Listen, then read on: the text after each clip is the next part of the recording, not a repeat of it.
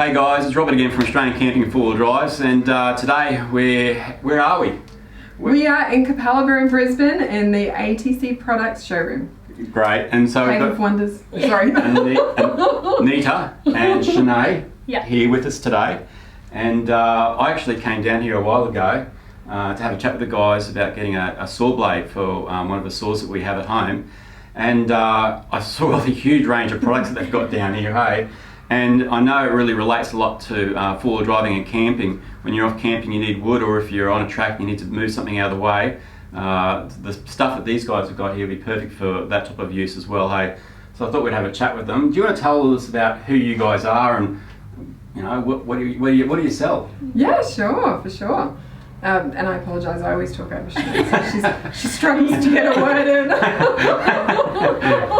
We're not professional at doing videos, at acting, but we are professional at knowing our tools. Well, you've got a YouTube channel, don't you? We do, of sorts. Yeah, so our YouTube channel is Silky Saw Australia, purely because our main product that we sell is Silky Saws. We're the importers and distributors of Silky Saws throughout Australia, but we also do import other products like which are equally as fantastic. Yeah. Yes, like your secateurs and your knives and your gloves. So yeah, we have quite a range of different things, but we like to have a variety for everyone. Our big thing is there's so many YouTube channels out there doing reviews, and that's fantastic because we dabble in a little bit of outdoor activity, camping, 4-wheel driving. We try to survive sometimes, but we're not experts in any of those fields. But we know the specs, we know why these products we sell were made, we know what they were designed for, we know what they're capable of and what's going to break them and what's going to make them last for decades.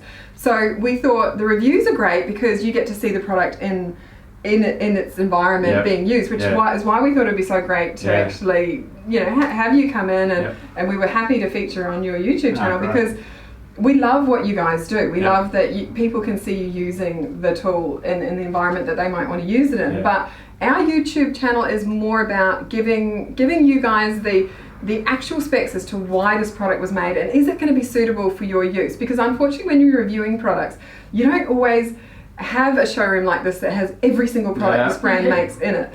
You don't necessarily have the sales staff that have the full knowledge, so you might buy a product that's not particularly designed for that purpose, so you can only go with the information you're given. So our channel is all about, here's the specs, this is why it was made, this is what it's great for, and then you watch a review and decide if they like it too. So today I think we're going to have a look at some of the range of the saws and that type of stuff that you guys keep. They're probably more designed around for, you know, if you are 4-wheel driving or, you know, if you're off camping and that type of stuff, you want to have a campfire and that type of stuff. So we'll have a look at that today. I actually have the Silky Boy, the Katana Boy, not the Silky Boy. Katana Boy 650 is what I actually use, and I think this is it here by the looks of it. Yeah, so 650 means it has a 65cm blade, so great to tackle those larger branches, obviously. So yeah, quite a few twerks about it. That's another video, I think.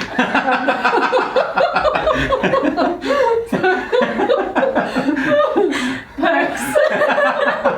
The Katana comes in 3 sizes. So this is the middle child, and it has a baby brother, which is a 1/2 meter long in blade, and then it has a big brother, which is 1,000 millimeters, which is 1 meter long. That one there. This one right here. So this is Big Brother Katana Boy. This is crazy. That's like, holy hell, look how long it is. That's massive. It is. It's amazing though, and the teeth are ginormous. So you cut a huge chunk of timber out when you glide that through a piece of wood. We actually have a video where we did this survival course, and we all used it. Shenae used it, I used it, and the guy that was teaching us, Richard Hungerford, he used it as well. It's pretty crazy, but apparently, you know. Wow. Here you go. That is a beast. Yes. That's massive. The 650 is probably the more versatile of the 3, but this is definitely a brake piece. You are going to win hands down any Crocodile Dundee type. I was going to say, that's not a saw. That's right. But yeah, I think you can pretty much nearly win that with any of the Katana boys, because it'll be very rare that you meet someone who has all 3. Yeah, careful of the fingers. But you know, please, by all means, be the first one. Right. And gotta get that back in there. Yeah, so with the Katana Boy, the teeth always graduate. So they go smaller toward the handle and then they graduate bigger toward the tip. I see. Yeah, Okay. so because all Silkies are a draw saw, and you'll know this from using yours, you always start your cut right up next to the handle and then glide it towards your body. That's right. And so it's easier to start with smaller teeth, and that's why they put the smaller ones right next to the handle. Okay. So that bites into the timber nicely, and then as you've sort of got that momentum happening, those bigger teeth will easily chunk out the timber. So, what would you guys recommend for somebody who's going off on the track, some sort of stuff? Would you say to get a 650, this 1,000, was it 1,000? Well, look, I think or you have the ultimate. I think the 650 is the absolute ultimate if you can afford it, because it's big. So if you, like you say, you were out recently. Did you say you were out recently and you had a big sort of tree fall? With one of the clubs, and they had tree down, and we used it to cut it and get it out of the way, which was really handy for us because I think it's great to be able to have a saw in your vehicle. Because sometimes you head off and you don't plan these things, and there's a tree down in front of you, and you're like, well, your choices are either turn around, winch it out of the way, which is another good idea, but sometimes it might be too large or something. You just got to cut it and to move part of it and that type of stuff, and that's where this came in really handy. It allowed us to actually cut it, then we put the winch around it, and then pull it out of the track. So it was really good for that type of stuff. So we nickname it the man-powered chainsaw. That's right. So did you agree? Was that sort of that's exactly what it is. It's a chainsaw without having the motor, and you're the motor. And normally the wife or the girlfriend or the partner, whoever's in the vehicle with you, is happy because this contains no fumes, and it's not going to take up that much space and more room for. We actually just store that behind our seat. Yeah, behind the back seat in the Ford Ranger, fits in there perfectly. Yep. So we've always got it there with us. Yeah. So it's really good for that type of stuff. Yeah. Yeah, so your Katana is a brilliant alternative to a chainsaw, and as I say, it is the ultimate if you can have it. We do have other saws within the Silky range that are also alternatives to chainsaws, and we talk about this a bit on our videos, is the debate between a folding saw and a fixed saw. So we don't have a fixed saw as large as the Katana 650, but we do have one as large as the 500, so a 1/2 metre long blade. And there is a benefit and disadvantage to both a fixed or folding, but the thing that I like the most about a fixed saw is they're very comfortable to hold. Yes. Because you can have the handle more moulded to your hand and a little bit more ergonomic. It's one thing I do notice with it, because it has a really long handle, it does feel comfortable actually using it. With your two hands, you can comfortably put two hands on it. It's really easy to use when you're out there. And did you try using it one-handed? No, I didn't actually. Okay. I didn't try using it one-handed. No, well, I only asked because we had a comment the other day. Someone was saying, well, what's it like, with one of our saws to use it one-handed, when we were saying you could use it two-handed. So I just thought, I'm going to ask that question. No. I don't know. I think that might feel a bit awkward. There's no need, just two hands, unless you don't have the other. Yes. So, as we were saying, this is the ultimate as far as an alternative to a small chainsaw goes, but it's not necessarily going to cover every task, because a lot of people, when they go camping, might want to have a fire. So it might be, for warmth, it might be for cooking, things like this. So this isn't really the ideal saw if you're just wanting to go and cut branches that are more like this size here, because, is it how we just whack them with the wood? So this size branch here is firewood. It's ideal for a fire. But what happens is when you try and cut small circumference branches with big teeth, they jump and vibrate. So it becomes quite an uncomfortable experience. It's sort of across the... I know what you mean. Yeah. And the whole branch tends to want to move. That's right, and it tends to try and snap it more than cut it. And then unfortunately, the big thing is safety. It does often jump out of the cut, and it just magnets to your fingers. So, you're going to get a knuckle, and a knife cutting your hand's one thing, but a saw... That's a different cut, and we know because we've done it. As you can see, we're a bit clumsy whacking you with the wood. So with that in mind, it gets to be a little bit trickier because Silky make over 100 different saws. So we have them as little as your pocket boys, which are 13 centimetres long, up to the metre long Katana boy. So what would you use a pocket boy for? So in my opinion, every single person needs a pocket boy. Doesn't matter your age, your occupation, you will have a use for a pocket boy at some point in your life. They are amazing. They are so cool. We nickname them our little giants because they are tiny, but they do the work of a giant. Yeah, and they have 2 different blade lengths. You have a small 13 centimeter blade. So this is what Nita's holding, and then Rob is holding the 17 centimeter blade. And they're available in a few different tube styles, so you're ranging from your extra fine to your large tube, depending on what you're cutting. Because, like carpentry sets, if you're cutting more dry, hard pieces of timber, you would go for more of a finer tooth saw. But if you're cutting fresh timber from the tree, then you go for more of a larger tooth saw, and that's so you don't clog up. So let's say that we're camping and we want something just to chop up some wood, some smaller bits of wood, or juggling. what would we go for? Which one would be the best one to go for? You'd probably more go for more like a medium-sized tooth, because the medium size is kind of like your in-betweener.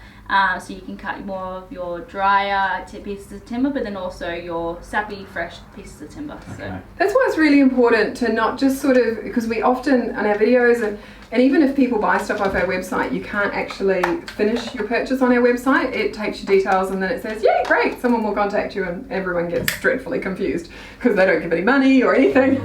But we do that because we like to ask these questions. It's not about the Pocket Boy Black is the saw to use when you're camping. It's where are you going? What are you cutting? Because different parts of Australia have different density timbers.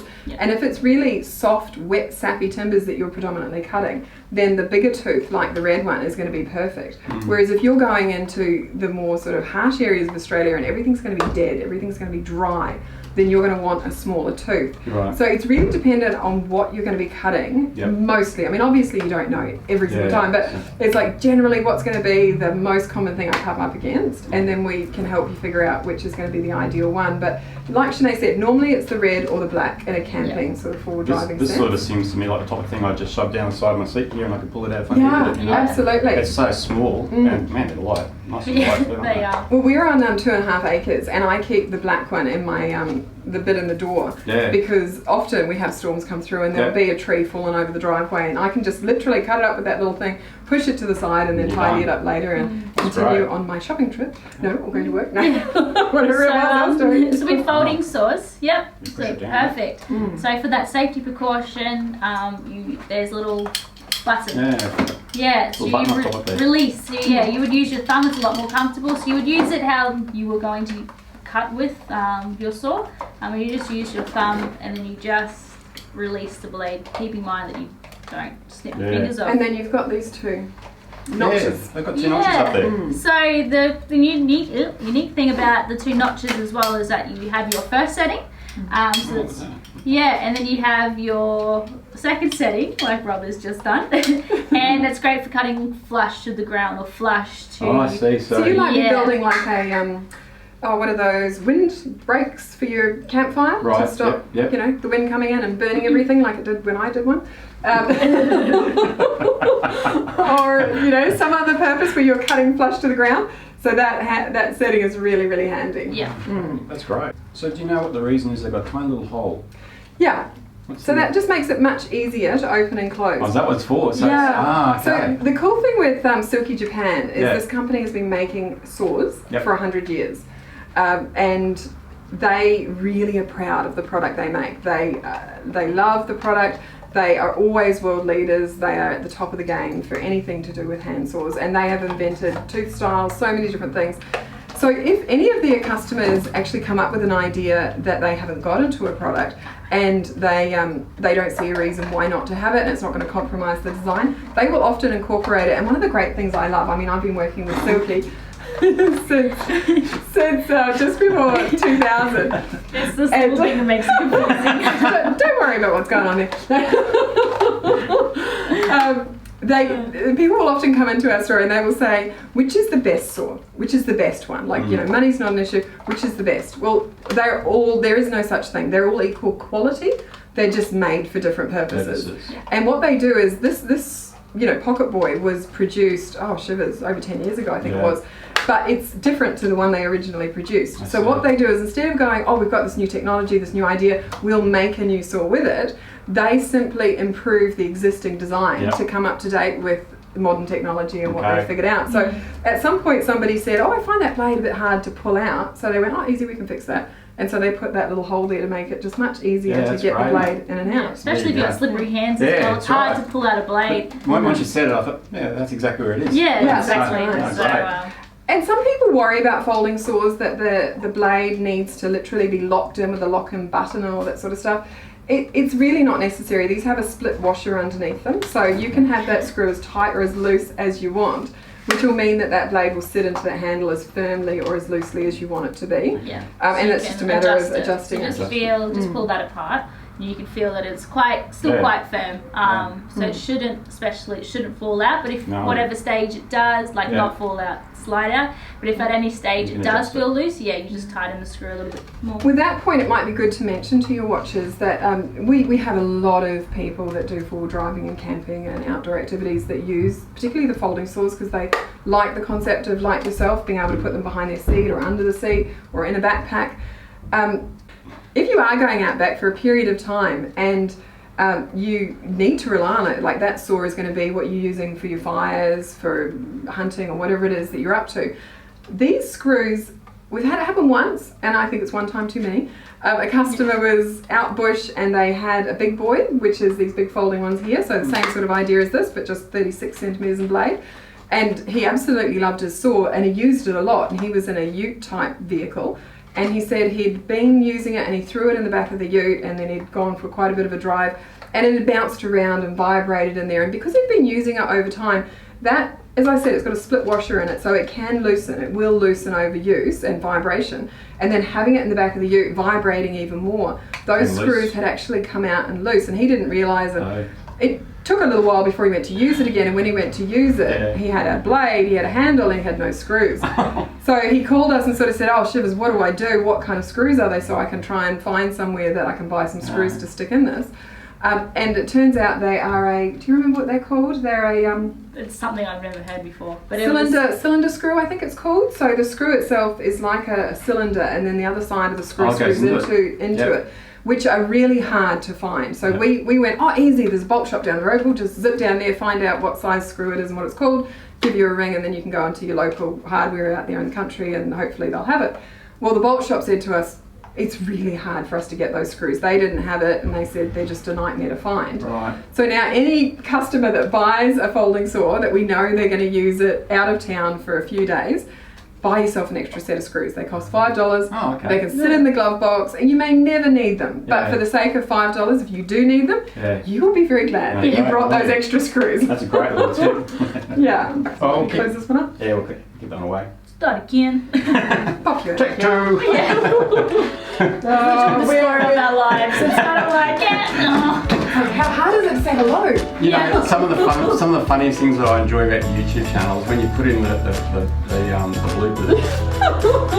The best parts. You wouldn't know that side of us. So it's like when we put it in, it's kind of like.